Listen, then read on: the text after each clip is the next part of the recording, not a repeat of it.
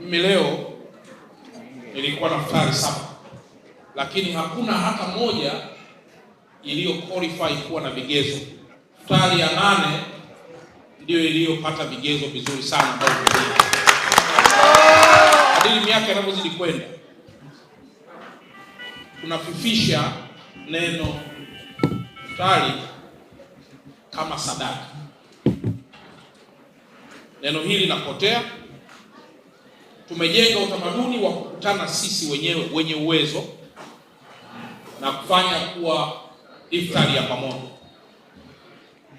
Hili jambo ni vizuri tukaanza kulirekebisha taratibu ili siwe kama tunavyolifanya. Kuna iftari nyingi sana zinapita, lakini ndani tunakutana watu wote wenye uwezo mkubwa kabisa. Sasa mimi nilikuwa nafikiri tungekuwa tunakutana wote wenye uwezo mzuri, halafu tunaendesha fundraising kwa ajili ya kupata fedha kupeleka kwa watoto wazuri kama hawa.